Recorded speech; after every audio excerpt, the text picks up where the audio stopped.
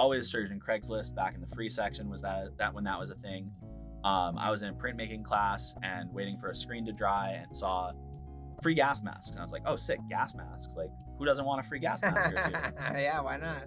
What's up? How's it going? We have another interview, but today, unlike the others, my interviewee is here in person. And it is the one and the only Cody Griz. After 7 or 8 years of working for Sweets Kendamas, I have finally decided it's time for Cody to get a signature series model. So he designed his own kendama, and we are here to talk to him about his journey into kendama, how he got here, what he did before it, and maybe even I can learn a few new things about Cody Griz. So welcome in one of my best friends, a Sweets employee who has changed the Instagram game around here and helped with so many social media things.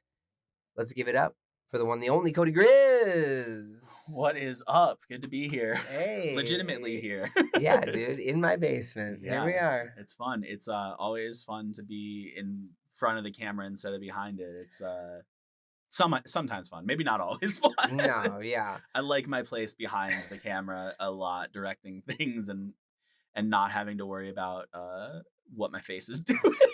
Yeah, or if you're asleep during a 24-hour stream. Oh, man. We probably have to do another one of those soon, don't we? Yeah, I've been thinking about it. I've been feeling it in the back of my neck, which means the stream, but I think us finishing the studio at the Sweet Shop is going to help a lot, I think. I'm so excited for that. Yeah, for those of you who don't know or don't listen to my podcasts or watch the full Dama episodes, which you should on YouTube, we've been redoing the Sweet Studio, the YouTube studio, to like give it a new vibe, and we're going to build a Twitch studio there as well, so 24-hour streams and other streams like this could be done at the shop if I wanted to. So we're trying to work more at the shop. And yeah, a little bit more space, a little bit better lighting, a little bit more potential for people like me or Cody Booth or other Sweets employees to come through and hop on, help out, and make some more content for y'all. Yeah. Dude, content is what we do. We've turned into a content creation machine, bro. Yeah. Every week we wake up and go, what can we do to spread kendama this week? Further and wider. Yeah. Every week, every day, every minute, it seems even today started with meeting to film a promo for an event that we're going to go live stream at, and then me finishing a promo for this mod dropping, and then, it's constant, but it's fun. It's, I guess, like, talking about who I am, I am the social media manager at Sweets Kendamas. My business cards still say event coordinator, and I think my LinkedIn still says that, but with, it's kind of evolved so much more. I originally started doing assembly, doing stringing, and moved on to doing shipping and then customer service. And then I said, hey, I bet I can help with this MKO thing. And then I got to take that over fully. And then I don't know how we got to, so I've always loved the idea of working on social media, and that happened, and stream producer, and how many hats can I fit on my head, you think? I mean, dude, in a small business, that's kind of just like what happens. But you're one of those dudes who you started as a stringing, but then the shipper was gone a few days, and it was like, Cody, could you handle that? And you're like, yeah. And then like, okay, so then Cody can start ripping that. It's like everyone at Sweets. Morocco was an intern. He just came to hang out and to make some cool stuff for a homegrown brand that we didn't know would do anything, for funsies. And so I think that's so wild. And Cooper and Max, both, they started a month before me. Like, I guess for anybody who doesn't know, I moved to Minnesota for this job. I moved to Minnesota to string kendamas, not for a career, not for a mod, not for running a social media or a live stream, which sounds like a bit. No, it was just a full-on base level assembly, with the CEO of the company telling me that he can't promise that they'll need me for more than 3 months, but I made sure to just keep showing what else I could do so that I was always needed. You've done a good job at that. I've always needed you, dude. That's for sure. Well, let's start further back, like not to jump into when you met me. Let's go before that, because I feel like half the time we're hanging out, you're telling me stories of the crazy stuff you did when you were younger. Like you were just as eclectic back then as you are now. Like you've always seemed to be super unique, and you have a mom who's like helped that. Like she didn't like shut you down. She would like embrace that. And so like, as a young kid, like I asked people, what like is there anything that led you to kendama, or did you do anything or when you were younger that was like, Like fully pre-kendama, I would say no, kind of. Like it's so hard. So first off, shout out my mom because she has always supported me. And if she was here, and exactly what she said to Cooper when we were talking about how I found kendama, like she wouldn't buy me my first kendama because back when I was in college and I found it, like you had to have a credit card to have PayPal. So ordering online, you couldn't just use a debit card. But it was because as a kid she bought me skateboard, bicycle, guitar, uh, Diablo, yo-yo, fingerboards, a dozen other things that I shiny balled a little bit and was into for a bit, and then moved on from because they didn't hook me the right way. sure. I've always enjoyed riding skateboards, but I've never been like a skateboarder because I can't do anything. But it's fun. Like I've never had fear to go and hop on one until I broke my ankle. Then fear. Yeah. But Sure. but I'd say that's like the close. A lot of people that you've talked to say like, oh, I was doing these extreme sports or I was doing this, and for me it was just like I've always enjoyed doing something and having. I think like come getting to college, like uh getting comfortable like pulling out my harmonica to beatbox after bar close, or hanging out with rappers or hanging out with other art students and just being willing to just do whatever that we enjoyed Hmm. made me feel like, yeah, I can pull a kendama out from the bar and either people are going to judge me or they're going to come say what up. And most times people came and said what up. Yeah, When I exactly. couldn't big cup, I was still trying to teach people how to big cup, you know? Yeah, because you want people to do it as well. Yeah, Like, you want yeah, people because you had that feeling we all did when you're like when you do get it, it's epic, and yeah. so you wanted to share it. And, My freshman year roommate, first time I got my first kendama was monitoring the wood shop in school. He came in and he was like, "Oh, what is that?"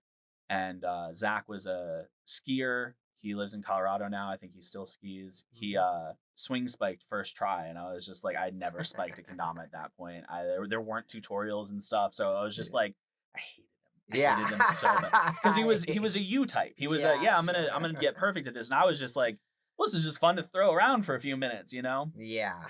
Oh my gosh. So you said music. Like music was kind of the big thing that like Yeah. you really latched onto. What led you to music? Was there anything in high school or anything like that? Did you Yeah. play instruments aside before you got into DJing? Was So or listening to my music mom too? was a DJ. So I Oh grew up dang. like as a kid helping carry records and CDs and speakers and stuff to set up stuff for that. And my grandfather was a on air radio personality. So like uh, that was always like this side thing, and I actually know exactly when I was like I want to make music, not just enjoy music. My best friend Liz, who I showed in the video in high Mm-hmm. school, her parents made her learn every instrument. So she knew guitar, she knew drums, she knew bass. She was just honed. She could just freestyle a riff on guitar that was just wild, Yeah. and probably still can. But we went to Warp Tour and I saw the band Ill Scarlet, which I've shown you. Yeah. They're I one of know my this guy. favorite bands. And there was a dude scratching behind this band, and I was like, "Oh, that's sick!" Like, obviously, like I know, like Linkin Park has that, like other bands have that, but it was my first time seeing this in person. I was going like, "Oh, I have friends who can play real instruments, and I bet I can do that." So I Oh. went like the next week and bought my first turntable from the thrift store because I didn't want to mess up my mom's. Bought a bunch of random thrift records, pretended I knew how to scratch for a long time, and then that evolved to like when I went to college, I had my mom's old equipment, so like I wasn't scratching, but I had plugging my MP3 player into big speakers because I was the dude with big speakers, and that evolved to getting a DJ controller and eventually a Oh. nicer one and meeting um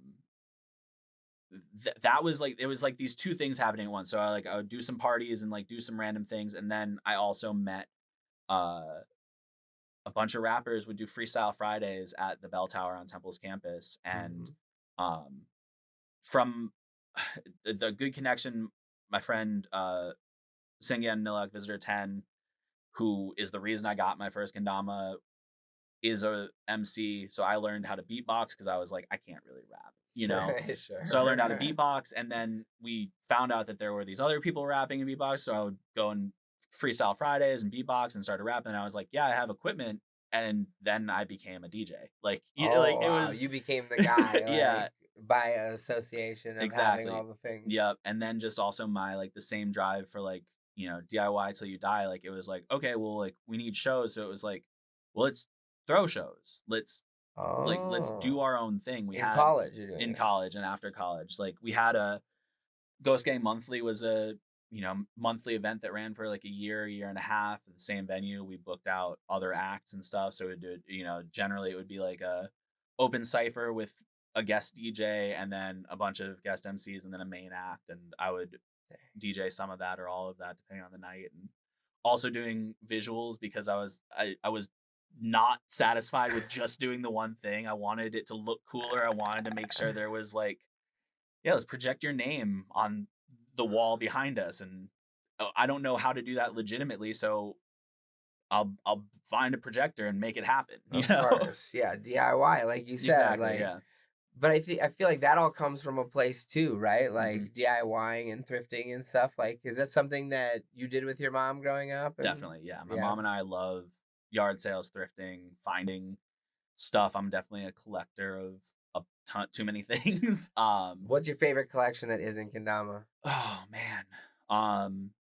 I think it's Emily and I collect these not Fiesta ware. They're these brown glass mugs with wooden handles, and they have like a lot of them are from locations, so it'll say like Minnesota and have like a vintage graphic on it, and they're really easy to find, relatively cheap, and they just kind of look cool. So we have regular size ones and big ones, and um, I'd say that's the one that's like doesn't get me too stressed when I'm like, yeah, we can spend $4 on one of these things versus like the expensive stuff. A Mugen. Yeah, a Mugen, yeah. Exactly. Or new trucks for your fingerboard. Oh my Or yeah, gosh. I mean fingerboards cost as much as real skateboard. Google Home just started talking to us. Yeah, Alexa started talking. Jesus criminy.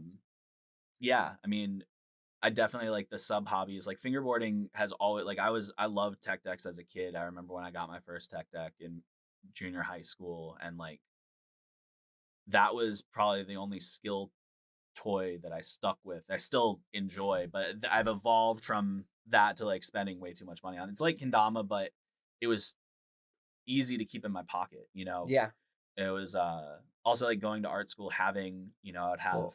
yeah. Don't just skip over that. Sorry, You went to art school? Like, that's my next thing. Like, where's all this creativity? It had to go somewhere, bro. You didn't go to accounting school, right? Like, no, yeah. High school, I got really into art classes. Like my senior year, I think I was taking 3 art classes. Made sure to get other credits done so I could do that. Had an independent study. I wanted to do art. I wanted to become an art teacher. My mom's a teacher. I have an aunt who's a teacher. Like I was like, I get to do something fun and have an actual like job at the end of it. And I got into Tyler School of Art, which is part of Temple University in Philly, which is how I moved from the Poconos down to Philly. And Tyler is, it's one of the top art schools in the Northeast, and it's art school's weird.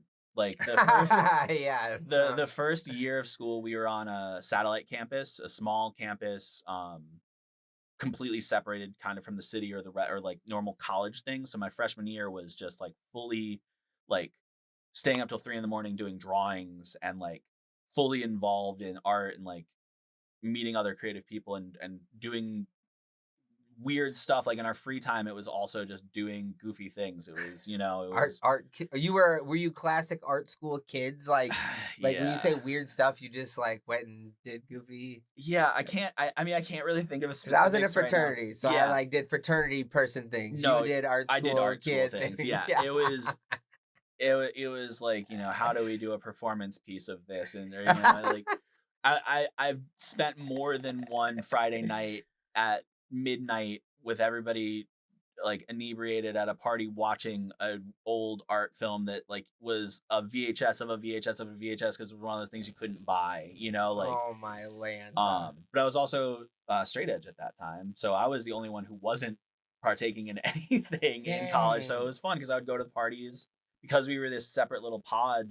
It was like school happened and then there was housing right off campus. So everybody went to like Matt Tonelli is like the dude whose house I went to every Friday night freshman year because that was where the party was. He was, Dang. yeah. And so even as straight edge, so you just didn't drink or smoke No, so I all throughout didn't- high school and exactly. it led into college. and led into and just college didn't- you weren't interested in getting no, and foot it messed was up. fun because Saturday morning we'd be go at the cafeteria and I'd be able to tell everybody what happened the night before and they didn't remember. So but I've Yeah. always been down. Like I am down for a send, no matter what it is, whether it's a road trip, whether it's a party, whether it's a adventure of any kind. Like I'm down, but I don't need to spend a ton of money. I don't need to get messed up. I just like want to have experiences, and I think like talking about the kendama again, like those experiences shape who I am. Like if I didn't Yeah. do that, if I only sat in my dorm room, I wouldn't be the me who is me now. If I wasn't comfortable to go to a party where everybody's messed up and like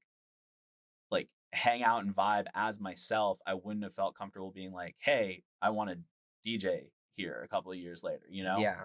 I think that's a impressive thing because I don't think that's easy for a lot of college kids to do. Like to go out and not feel pressured, or to go out, even just to go out knowing that people are going to ask you why you're not drinking or whatever. You know what I mean? Like to have to answer those questions isn't an easy thing. So, and you're not straight edge today still. No, there's a PBR can on Yeah. the top. I just wanted to but make sure. But I'm we a made full that. adult now. Yeah. It was a gradual thing. Like after I turned legal age, I realized that I could have a beer or two and not lose myself. But even through that, like again, like sometimes like it's easier to be sober when you got $1,000 worth of musical equipment out, or if you have to drive, Yep. driving to the middle of Pennsylvania or the middle of Jersey to go to a concert or to set up a show or to meet friends and stuff. It's like it's easier to pack up and move if you're not too gone. So No, yeah. my early 20s was definitely a mix of still staying sober and maybe going a little bit too hard sometimes. But Hey, I mean that's life though. Yeah. You know what I'm saying? No, that's cool. I was just going to ask you something about. So on the line of like straight edgeness, you are also a known vegetarian. Yeah. Yeah. Which kind of, I mean, it's not straight edge, but it is like you're No, it's making a decision to do definitely. something unique. Like when, how long ago was that now? 2007. So I was a senior in high school. I was a wrestler in high school. 160. I tried to get Cooper to get in video, but he didn't want to record it. I had 2 third place medals for wrestling in Pennsylvania, like districts or whatever. But flex. Okay. he was like, "That's not exciting, Cody." No, he wasn't. But my best friend Liz, again, like there's core people in my life who have massive impacts, and Liz's family was vegetarian by religion. So like going to her house and like eating her mom's amazing food, I'd be like, oh, like this is way better than McDonald's cheeseburger. So it started gradually, and her dad like really helped me through the process of becoming vegetarian. And back then you could have frozen burgers or you could have vegetables. Like those were the only options. So I've gotten to see a whole lot more. Like there's restaurants all over. Traveling now for kendama, there's restaurants everywhere that cater to vegetarian or vegan food, and it's awesome because I love to eat. Like I've never not enjoyed food. I just wanted to not animals are cute. Yeah, But I feel that. But yeah, since 2007, with like 1 or 2 accidental mistakes in the mix. Like I can't claim to be 100% pure, but it's been so long that I think about it often, but I don't think about it in the same way as like I would if I was like trying to go sober or something like that, it's just part of who I am. Yeah. No, that's cool. Yeah. Yeah, I know you send more than me. Like, and like that's the thing I always admire about you is like you wanna I am, as much as I seem an extrovert, I like to just chill and be by myself and just like stay inside. But you're always like let's go. Let's do more things. Let's go do this or do that. And I'm just like, Cody, can we just chill for 5 seconds? But it's like innate in you. Like, Yeah, I think it's this thing that there's a lot of time where I'm introverted too. There's definitely times where I need the months of not leaving the couch to then have the 3-day weekend sure. of nonstop go. Yeah.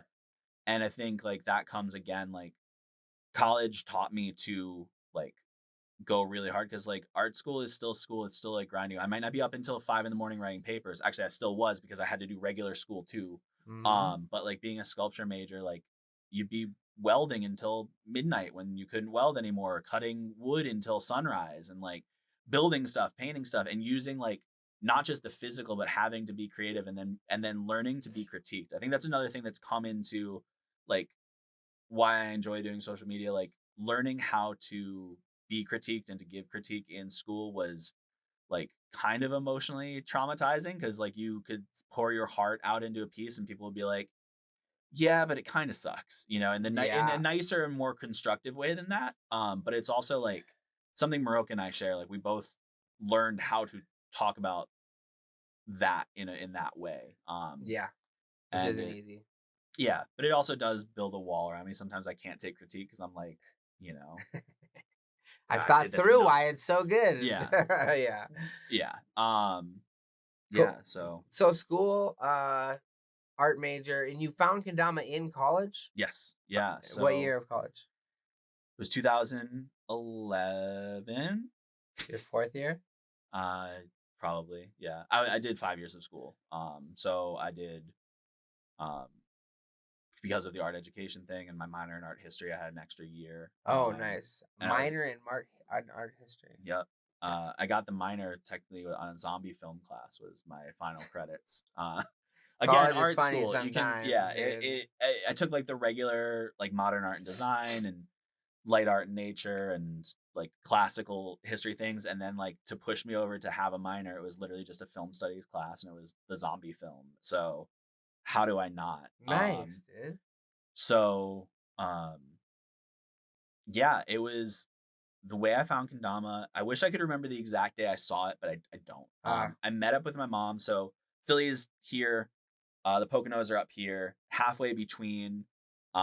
We met up to go get lunch, get me some supplies, because even though I was a fourth year college student, you know, sometimes mom's got to Oh, buy yeah. you some Mom takes stuff. you to Sam's Club. That's the Yeah, best. it was Kmart. We were at Kmart, and R.I.P.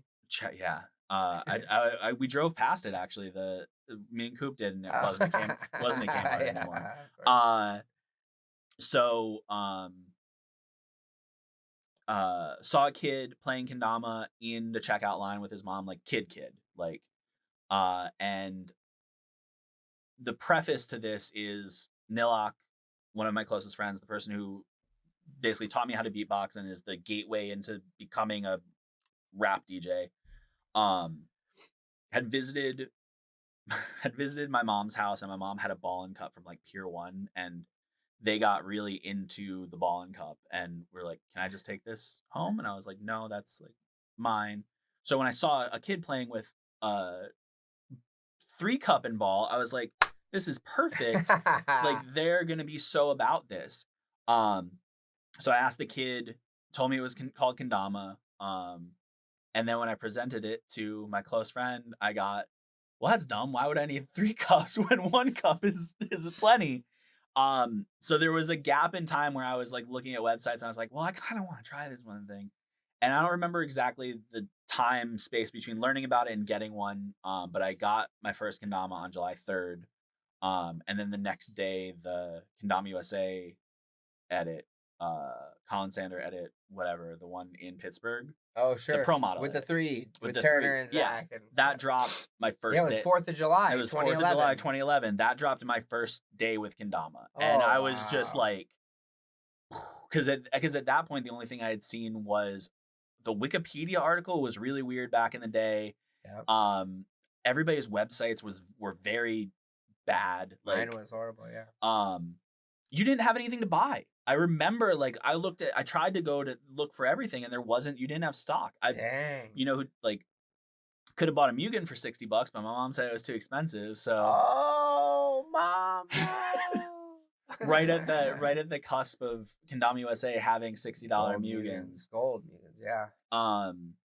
But like trying to do that research was also really challenging because it was like, okay, well, there's this JK thing, and some things don't matter for that. And do I actually need a JK thing for me to be able to like play legitimately? And I knew like that I didn't want one of the toyish ones that you could, the Duncan Star Catch or whatever it was. That wasn't. I don't even know if that was a thing yet, but maybe it was. That was the first thing I found. But so price wise and like close to legitness wise, went with the Sunrise, blue solid Sunrise. Yeah, because money.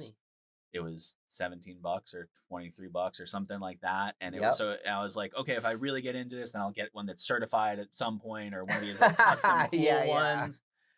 Yeah, and that was my first Dama, and you saw the pictures in the edit of me like that weekend, basically being like, the July 4th, there's photos that aren't in the edit of me playing kendama in front of fireworks, because I was just like, this is a new thing that I like.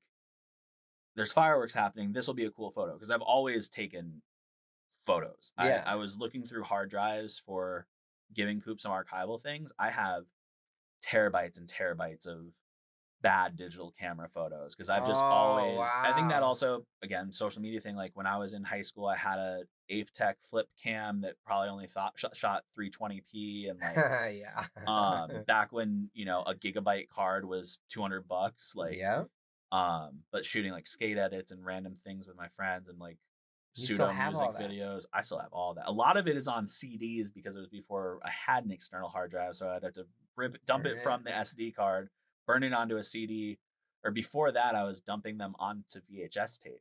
I would plug the camera into the TV, hit record on the VCR, and like play through the camera roll, because I didn't have anywhere else to store it. There was no like permanent storage unless you had a ton of money at that time. Man, why go down the road of making it if you didn't know what to store? Because I like capturing.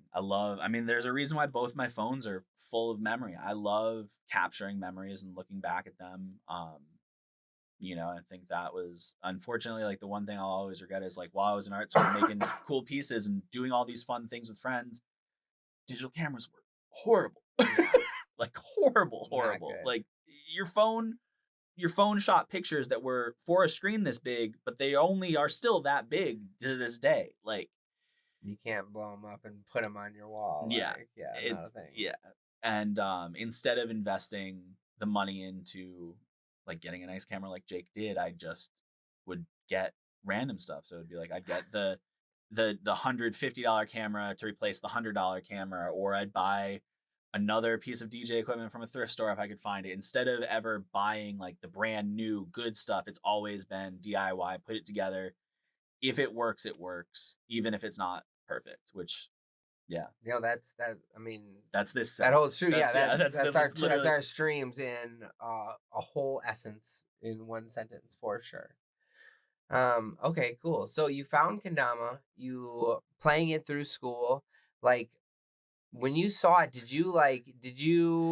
was it just this joke thing, or was it something where like you started trying to do tricks? So I think there's like another little bit of there's so many random things. There's another little bit of context that needs to go in that same, like that first summer with kendama. Yeah. Nilok, Visitor 10, one of my best friends since sophomore year of college.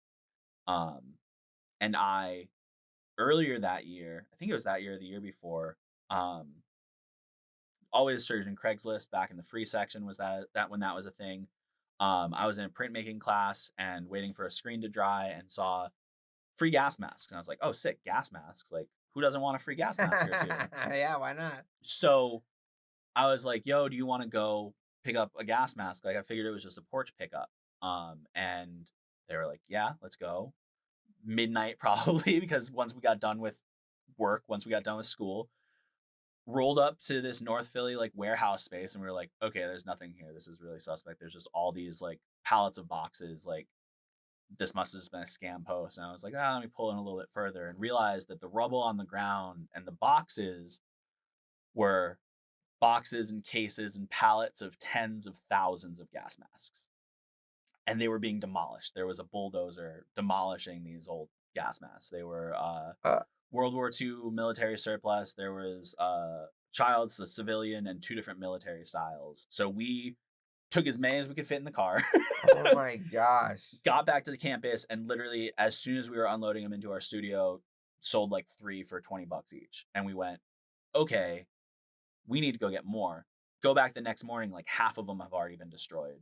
So we get as many as can. They get their mom's minivan to pack up. So I forget it exactly. They're better with the numbers of how many there were originally and how many we ended up taking. But that funded this, like, okay, we can do music on the street corner, but make money selling gas masks or sell gas masks at shows, and like $20 a pop. That's like a whole pizza, you know, when you're a starving art student. Interesting thing, those gas masks were delivered to central Pennsylvania on September 10th, 2001, and sat in a warehouse until we were able to claim them, and then they were destroyed. So Whoa. Conspiracy theories, go for it. Tens of thousands of gas masks dropped off day before massive tragedy. Crazy. But so the gas masks led to both of us doing a lot of art that semester that had to do with air, breathing, etc. So they bought a helium tank, obviously, as you do, to fill up balloons, because gas masks, helium balloons, there's something happening. Oh my gosh. Which in that order of balloons accidentally got balloon animal balloons, which they don't float when you fill them with helium. So one night at their place, just was like, well, we have all these 260s. And we were like, you can't just blow them. You have to learn a special technique to blow up a balloon animal balloon. And we did. We learned that technique, and then we were like, well, let's learn how to make balloon animals, because that's another way to make money. Yeah. You just go out to the bar and make a balloon animal for somebody, and they give you $1. It's free money. It's genius. But that led to so I would exist in Philadelphia at bars or doing street performances or at shows or just in school. Like, I might have a gas mask to sell you. I might be making balloon animals. I might be playing harmonica and beatboxing for my friends who are rappers. I might be doing this or this. So then kendama was just an additional accessory to the amalgam that was the existence I had. Like, the idea of like being a street performer type thing. Like, I didn't know that kendama could do that, but there was like something of like, well, people pay attention to me if I'm doing this. Sure. So why wouldn't I do it? You know? Dang.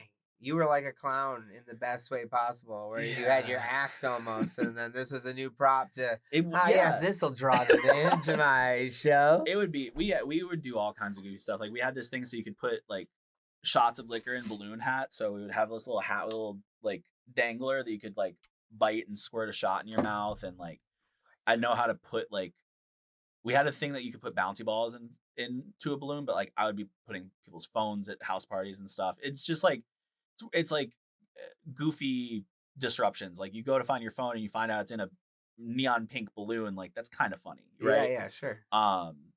And like, yeah, so all these things like interwove. It was one of those summers where balloons were so fresh. We had these masks. I thought this kendama thing was cool. Wore cargo shorts, so I had it in my cargo pocket the entire summer.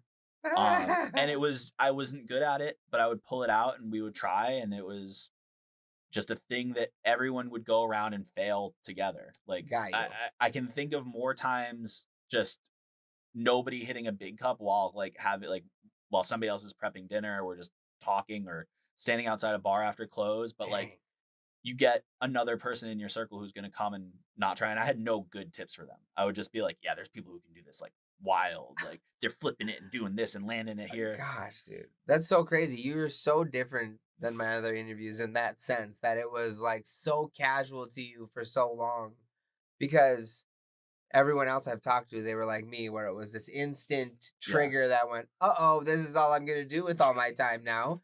So there's nothing else. If I could go back and smack 22-year-old me who had access to a wood shop with lathes and a metal shop and a paint hood and printmaking, you wouldn't have existed. Me and Visitor 10 would have cleaned up. If we had realized that there was even half that potential because we were also both so distracted with school and these extracurriculars that we were already doing between trying to make money and trying to like show our art, whether it was music or actual real art. Yeah. It was hard to have another, there was no room for another actual passion. Sure. Yeah, Um, I understand that for sure. and even like the pathway to here, like, um, we're skipping some time, but like No, it's when yeah. Emily and I visited Minnesota for a concert and we went to go see Prince's house, and I was like, I think that there's like a fingerboard store or a kendama store or something like that in Minnesota. And I like got on Google and we were Prince's house is like 20 minutes from the old Bloomington Yeah. shop. It's like, oh, it's a kendama store. Like I wasn't like, I'm gonna go to Minnesota and go to Sweets Kendamas. It was like, Yeah. hey, I think one of these things I'm kind of into exists here also. Um, and that meeting Sal was the first time I met an actual person who knows how to play kendama other than that kid. And it was 5 years later or whatever. Oh Like, wow, crazy. so it literally was, that was the spark. Him being like, "Oh, you in the Facebook kendama community?" I was like, I don't know what that is. And that, like, between meeting another real player and being invited to a group where at that time it was super supportive of like learning new tricks, learning information, like I had a pathway to nerd out. And then I like went, then it Proceeded was, to yeah. nerd out. Yeah. I made friends. There's some, like Tim is somebody who I've known since then, pretty much. Like it's yeah. So that was the real like tipping point of like kendama being a thing that exists. Like I filmed an edit before that happened, but it wasn't like I wasn't trying to do anything. I was just trying to do cups. I was just like, Yeah. hey, I'm at NASA. Let's film an edit. Yeah, LMNO in the chat. Phil hasn't had a nice camera. I was like, yeah, let's just do this because we're not doing anything else. So like this is something to do and it's fun and remember where we are, even if it's nothing too crazy. Yeah. But then then I learned that there was so much more to kendama. It's crazy that first interaction when you have with someone who, I mean, is working at a store that's all they do is Yeah. kendama. It's like an intense moment. And that was that the trip where I met you as well? No, that was A year before. Okay, got you. So it was like a Saturday morning. Sal was there by himself. He sold me like a pre-cushion clear, rubber cleared Tama Dang. tester that he was like, I'm not supposed to sell this. And I was like, but it's so grippy. I might be able to do like lunar maybe one day. Yeah, Maybe one day. Maybe one day. And then it was the next year we came back for the same concert.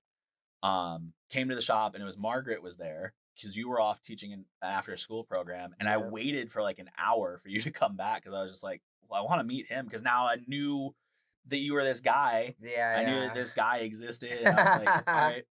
And you let me play with the Mugans and we hung out a little bit. And then the next day I came back for Ken Club for a little bit. And then, Yeah, didn't you need like a ride? So I drove you drove us home. We because we had been like we took a bus that year. We took the mega bus because the year previously coming to Minnesota in the winter, my car decided to not start. So we drove 20 hours and then got stranded for 3 extra days in Minnesota.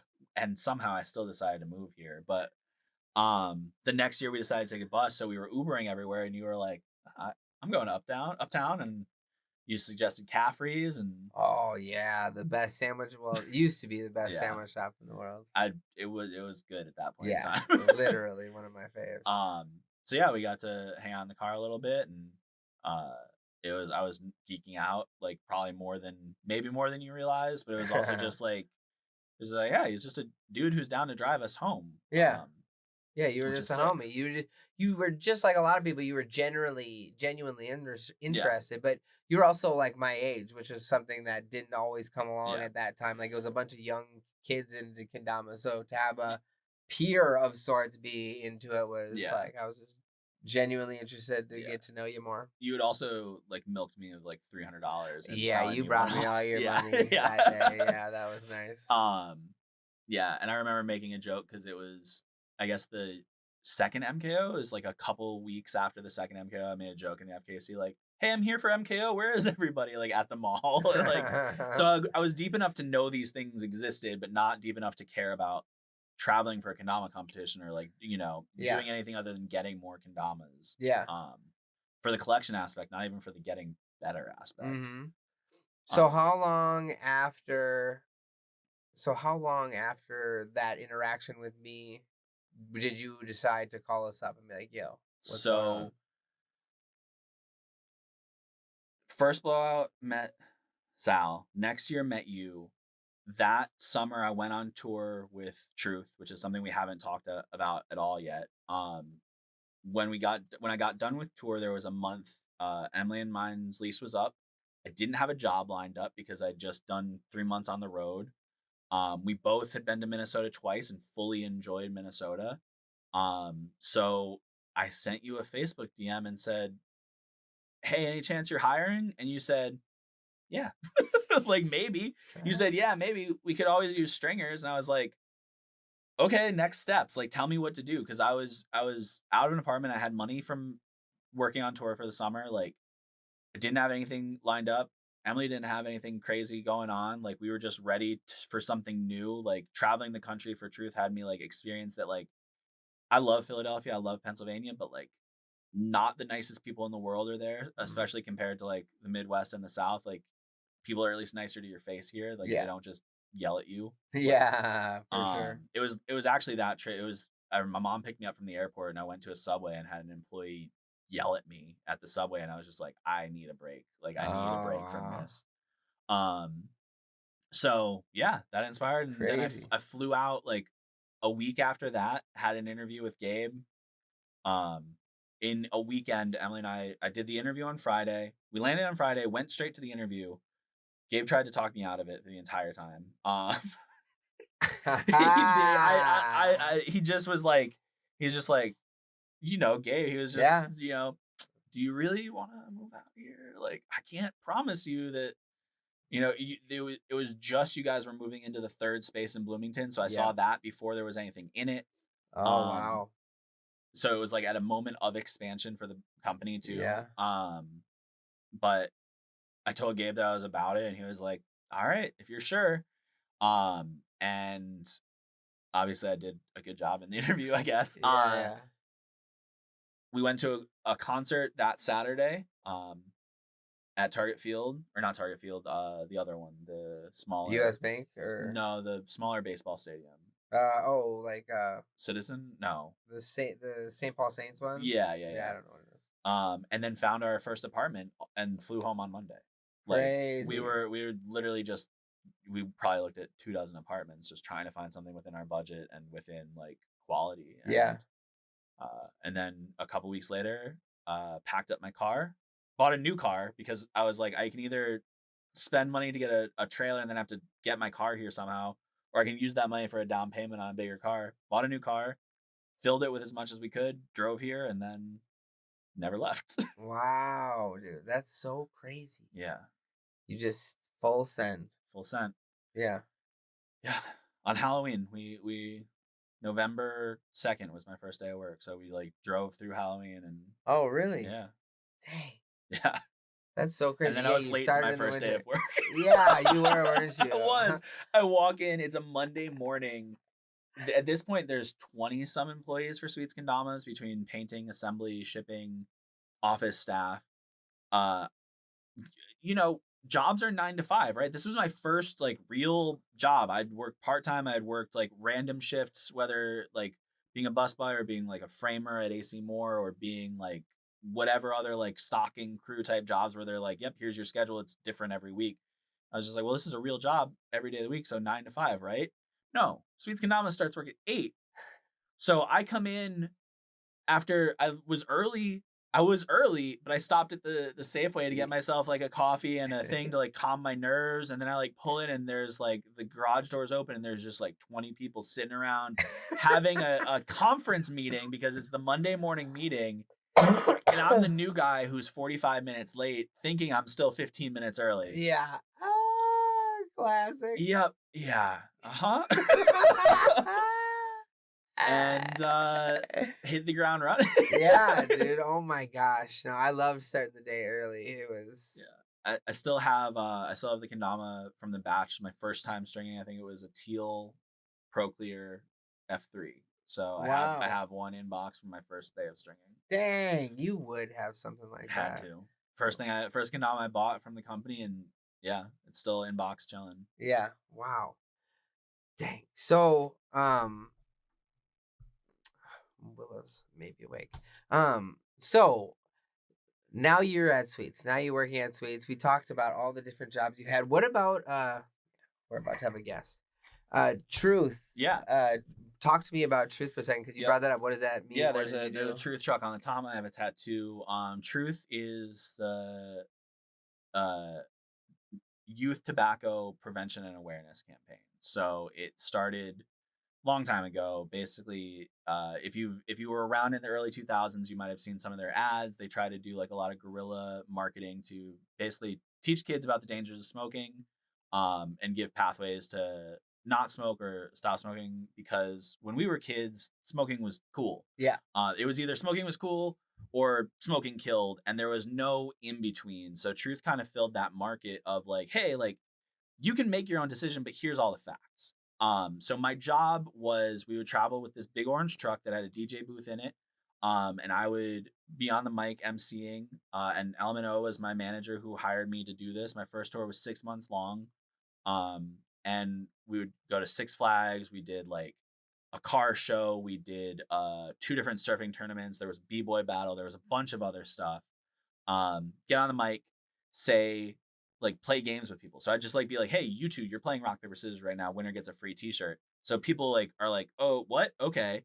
Um, Winner gets a free t-shirt. The t-shirt has a fact that like, 1,200 people die every day from tobacco related diseases. So it's like not like, hey, you kid, don't smoke. It was like, hey, here's a memory. Here's a piece of merch that looks really cool and has a fact. So now you're tying this memory to this information. So now when you decide if you're going to be a smoker or not, you have more info and it like triggers something in your head. Yeah. So first tour was 6 months. Broke my ankle skateboarding because we were giving away stuff at a skate park, and I had hopped on a skateboard like an idiot, which led to me starting a conversation with Emily because I was watching Doctor Who and she had watched it, and we Snapchatted each other. And if I hadn't broke my ankle and had to miss 2 months of tour to have surgery, I wouldn't have a fiance right now. Dang. Shout out Doctor Who. Yeah, shout out Doctor Who. And then so did that one. That tour let me pay cash up front for the next 6 months of rent to move back into Philly afterwards, so I could focus on trying to do DJ stuff. Yep. Got invited back to do it again. And we did Mayhem Fest, which was a metal festival. I did 2 Mayhem Fest. So I did that summer. Then next summer was another Mayhem. I've done South by Southwest. I got to DJ Camp Flognaw and do marketing at Camp Flognaw, and like so many other events that I can't even think of. I got to be on a Hulu reality show, My Side of the Sky, which was a reality show about kids who went to an action sports high school in Mount Hood, Oregon. Doing this thing where I was like basically playing weird games to make memories with these kids. And then one year, I got to DJ. I got to go on Warped Tour. I was getting a little bit old once you get like past a certain like age point, like you stopping random 15-year-olds to play games doesn't give off the same vibe as like a fresh like 23-year-old does. It's like you're a little bit too old. It looks like you're like parenting them. So I got invited back, but I got to DJ instead of marketing. So I got to DJ in the truck every single day of Warped Tour, 10-hour days. Shout out Josh Barna for giving me that opportunity. And a bunch of other things. Like I said, I think it was 6 cross-country tours. I did Okeechobee, which is where I met Daniel Lawless for the first time, and Truth let me do a kendama jam. So many events, and like all of that, like my interview for that was using all that, like balloon animals, kendama, beatboxing, art school, like random, like I don't mind standing on a street corner kind of making myself look like an idiot, is what got me this job that then paid me to go run around the country and look like an idiot. And that is what gave me the confidence to send Sweets the DM and be like, yeah, I've been to Minnesota. Like worst case scenario, we live there for a few months and leave. And Sweets has heard most of this, so I don't think he's missing out too much, but yeah, so Truth changed my life. Truth gave me a lot of money, a lot of opportunity. I've gotten to see the world. I think if I hadn't found kendama and hadn't decided to go down this path, there is a chance that I would be still like doing tour, like doing merch or doing tour managing or some other thing along those lines, because I love it. I love being on the road. I love road trips. But using that knowledge for sweets has, I think, helped. Hopefully. Yeah. No, it definitely has. And as you tell these stories, I can see and feel those different things. Like when you host a NACO or when we have to DIY a project or do something Yeah. with the streamer in the studio that isn't normal, like all those things you pull from to make it all happen. Well, it's funny because I've been on stage, like we did a tour with One Republic, and I've stood on stage in a stadium in front of 10,000 people, thrown out T-shirts, and been on a microphone, and no stress. Like getting on stage for the first time playing kendama, shaking in front of the 200 people in a hotel room, or just even the fact of like I've transitioned from like being that guy who's just like ready to hop on the mic, ready to do whatever, to like I'll hold the camera instead. It's I guess a bit of maturing, and also just like different aspects of the same energy, just different outputs. Yeah. One, it's just growing too as you grow and change, different things seem more important or give you more joy, like streaming isn't something I thought I would like doing, but now I do it for fun, and I love running the cameras more than I love the idea of sitting and talking for 3 hours straight. Yeah. Like I love playing games with, like I would MC an event before I'd do a office hours every week personally. Yeah, for sure. Okay. Yeah, what else are we gonna talk about? We're already going over time a little bit. Yeah. Well, and Miss Willa Moon is awake now, so but Cody Griz has agreed to stick around and to help run the stream because I have to go get Emma Jean from school, and Mrs. Sweets is gone. There's no daycare. I'm just left to the wolves this week, but it's been chill. The kids have been nice. So Cody Griz is gonna take over the stream, but before that, do we want to see if anybody has any questions about anything? Yeah, I most definitely do.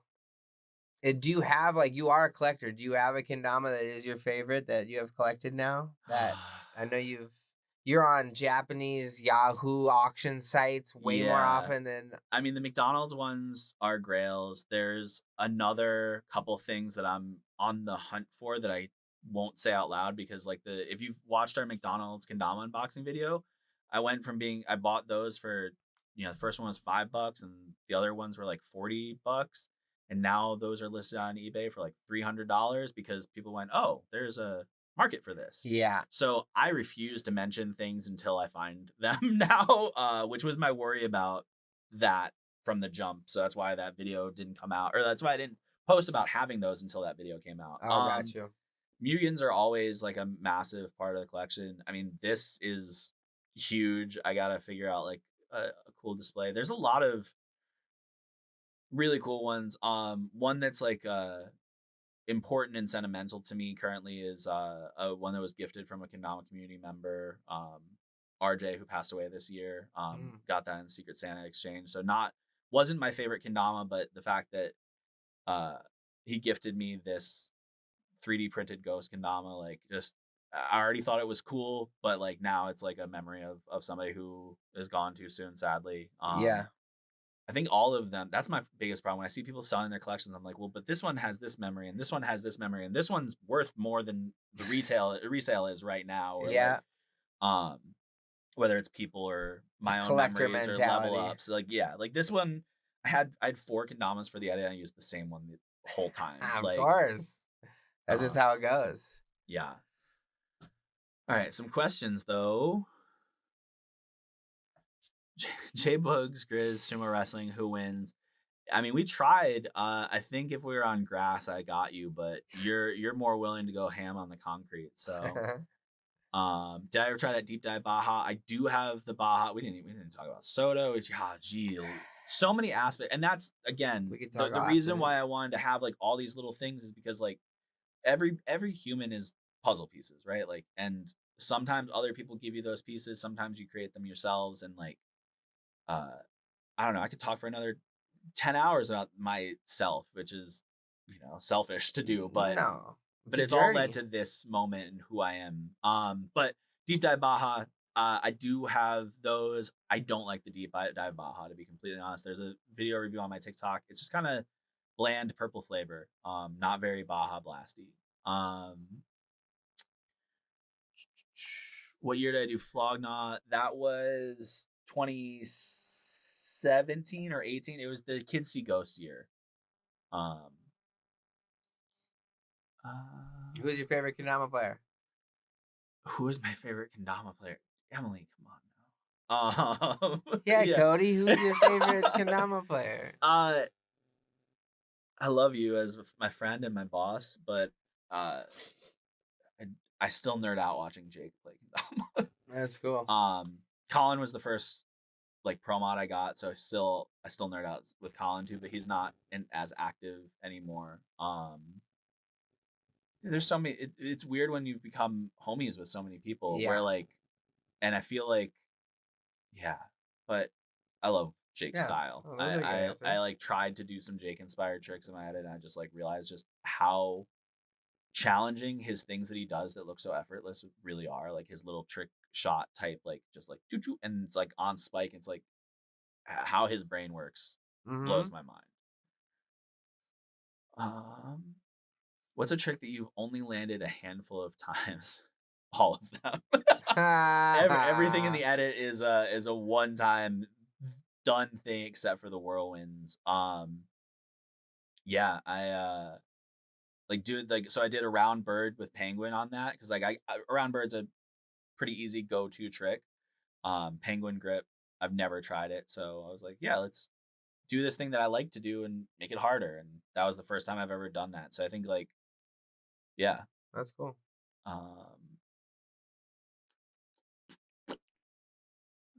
What else is there in these questions? Yeah, if you watch the last full Dama, we talk a lot about soda. Yeah, definitely. And that there's like a clip from there that's coming for the edit too. Like we were stealthily trying to do a bunch of things, like trying to film 2 videos at once. That's one other thing that we filmed a video for. Do you have the sticker pack? Yeah. Here's another cool thing. Just like with similar to how Christian Fraser did his trick list, there's a game that I've been back in my mind developing for a while, and it's on the back of the trick list, and it's basically a way to play a game of Ken against me without me being there. I just need so bad. Sorry. I know the itching. So it's like it's a dice game Ken challenge. So basically, like my six of my go-to Ken tricks are on here. You roll a die, see what trick I land. If I make it, and then you have to go. It's like kind of like a self-practice. We made a video. It'll explain it better. It's a little complicated, but it's the rough draft, and I'm excited to have something different on the back of my sticker sheet than what's normally there. Yeah. No, it's cool. The best way to describe it is it's like you're playing a game of Ken against Cody with predetermined tricks that are set via rolling dice. So I'm an NPC in your world. Yeah. It's kind of fun.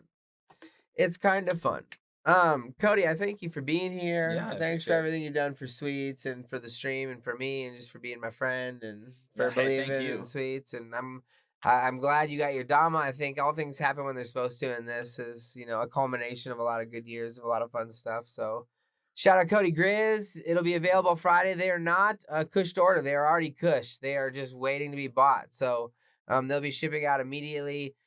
Sam's working on the black ATAC Kens. They're getting their second coat of black here in just a day or two. So the black ATAC Kens will be out soon. But yeah, shout out Cody Griz once again. I'm just stoked to be here. Thank you for the opportunity. Like I am always thankful. There's 100 people in this chat who would kill for the opportunities that you've given me, like for work, for getting to travel. I'm going to Vegas in a couple weeks and Europe in a couple months and hopefully Japan in a couple more months. And like, I am always very grateful to you, to the company, and also to the kendama community for that. Like it's a dream to be here. Having a kendama with my name on it is wild. Like it's not even the culmination. It's just like another epic like rung in the journey, I guess. Like it's like because I'm gonna keep doing stuff. It's not over, I'm not done. I'm gonna keep trying to make kendama bigger so we can all grow and get more people with mods in the world.